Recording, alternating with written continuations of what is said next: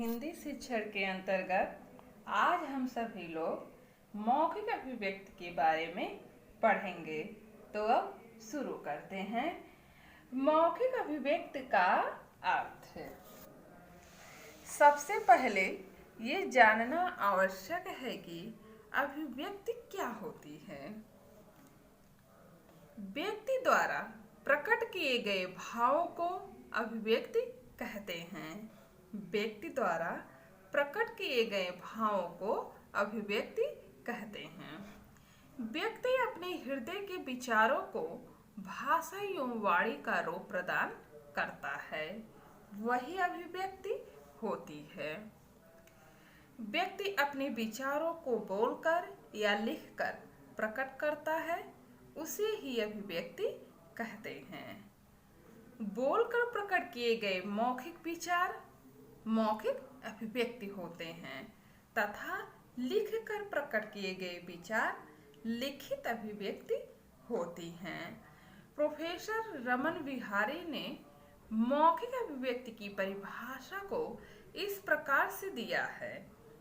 मानव अपने हृदय के भाव प्रकट करने के लिए जिस ध्वन्यात्मक यानी जिसमें ध्वनि सुनाई देती है संकेत साधन का प्रयोग करता है, उसे उसकी मौखिक अभिव्यक्ति कहते हैं।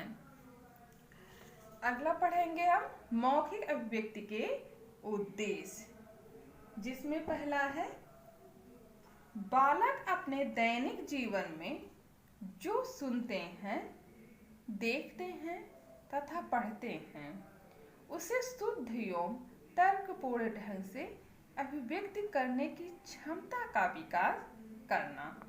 दूसरा है बालकों में प्रसंगों के अनुसार मुहावरों, लोकोक्तियों, शब्दों एवं सूक्तियों की प्रयोग क्षमता को उत्पन्न करना। तीसरा है बालकों में प्रश्नों के तत्काल उत्तर देने की क्षमता को उत्पन्न करना। चौथा है बालकों की रुचियों, मनोवृत्तियों तथा विचारों को समझना। पांचवा है बालकों को इस योग्य बनाना कि अपने मन में उठे हुए प्रश्नों को शिक्षक के सामने तथा समाज के सामने रखकर उसका समाधान कर सके। छठा है बालकों का उच्चारण शुद्ध करना। सातवां है बालकों के संकोच तथा झिझक को समाप्त करना। आठवां है बालकों में भाषा अध्ययन की योग्यता को पैदा करना। अगला हम पढ़ेंगे मौखिक अभिव्यक्ति की आवश्यकता। छात्र के व्यक्तित्व का विकास करने के लिए मौखिक अभिव्यक्ति की अत्यधिक आवश्यकता होती है।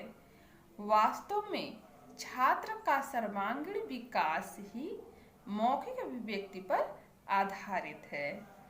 मौखिक अभिव्यक्ति की कुछ प्रमुख आवश्यकताएं इस प्रकार हैं, जिसमें पहला है मौखिक अभिव्यक्ति में वक्ता के व्यक्त करने की कला के द्वारा भाव में उतार चढ़ाव के द्वारा सभी कुछ प्रत्यक्ष रूप से कहा जाता है। दूसरा है मौखिक अभिव्यक्ति सरलता तथा सुगमता से कार्य संपादित करती है। तीसरा है मौखिक अभिव्यक्ति में त्रुटियों का संशोधन उसी समय हो जाता है। चौथा है मौखिक अभिव्यक्ति के अनुकरण तथा अभ्यास के द्वारा सहायता प्रदान की जाती है। अब हम पढ़ेंगे मौखिक अभिव्यक्ति का महत्व, जिसमें पहला है पूरे दिन जितने भी व्यक्ति हमारे संपर्क में आते हैं, हम सबसे मौखिक भाषा के द्वारा ही वार्तालाप करते हैं। जो व्यक्ति वार्तालाप में कुशल नहीं है, वे अपने विचारों को ठीक प्रकार से प्रकट नहीं कर पाते। दूसरा है व्यवहारिक जीवन में सफलता पाने के लिए वार्तालाप में कुशलता प्राप्त करनी चाहिए। व्यापार तथा अन्य व्यवसायों में उन्हीं व्यक्तियों को सफलता प्राप्त होती है जो वार्तालाप के द्वारा दूसरों को प्रभावित करते हैं। किसी नौकरी अथवा साक्षात्कार में उन विद्यार्थियों को सफलता प्राप्त नहीं होती है जो सभी कुछ जानते हुए भी अपने भावों को व्यक्त नहीं कर पाते हैं। तीसरा है बोलचाल के द्वारा सीखी गई भाषा अधिक देर तक व्यक्ति में दृढ़ रहती है। बालक के व्यक्तित्व का विकास मौखिक भाषा के द्वारा ही होता है। कोई भी व्यक्ति अपने मधुर, स्पष्ट तथा प्रभावशाली शब्दों के द्वारा अन्य व्यक्तियों पर अपने व्यक्तित्व का प्रभाव डाल सकता है। विद्वान लैम्बोर्न के अनुसार मेरा निश्चित विचार है कि पाठशाला के जीवन में अंतिम वर्ष तक लिखित कार्य की अपेक्षा मौखिक कार्य परम आवश्यक है। चौथा है वार्तालाप के द्वारा छात्र आत्म अभिव्यक्ति में दक्षता प्राप्त करता है। पांचवा है मौखिक भाषा में भावों को ग्रहण कर व्यवहारिक रूप देने की क्षमता प्राप्त हो जाती है। अब हम पढ़ेंगे बच्चों मौखिक अभिव्यक्ति को विकसित करने के उपाय अथवा सोपान, जिसमें है चित्र पठन, कहानी पाठ, कविता पाठ, अभिनय तथा अनुसरण, वाद विवाद।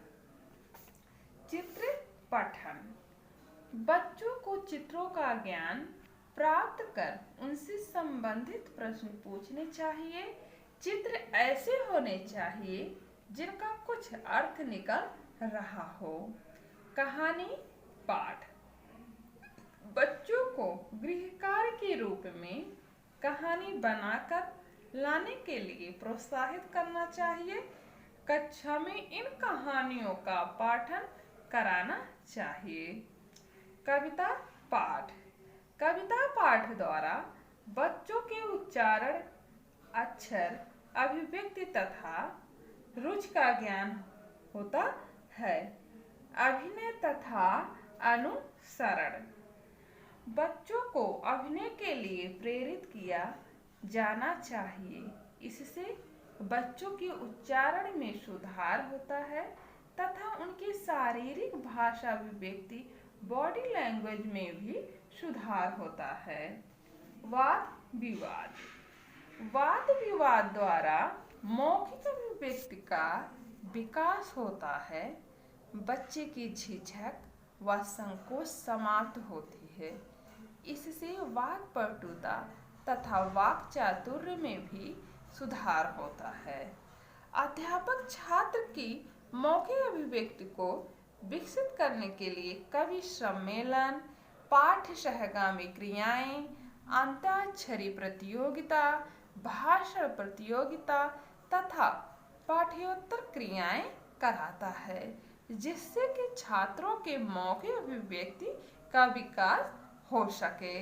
तो अभी सब आप सभी ने पढ़ा बच्चों मौखिक अभिव्यक्ति का अर्थ, मौखिक अभिव्यक्ति के उद्देश्य, मौखिक अभिव्यक्ति की आवश्यकता, मौखिक अभिव्यक्ति का महत्व, मौखिक अभिव्यक्ति को विकसित करने के उपाय अथवा सोपान, जिसमें पढ़ा चित्र पठन, कहानी पाठ, कविता पाठ, अभिनय तथा अनुसरण, वाद विवाद। तो आप सभी बच्चों गृह कार्य लिख लीजिए, जिसमें पहला है मौखिक अभिव्यक्ति से आप क्या समझते हैं। मौखिक अभिव्यक्ति के उद्देश्य, आवश्यकता एवं महत्व की विवेचना कीजिए। दूसरा है मौखिक अभिव्यक्ति के सोपानों को समझाइए। धन्यवाद।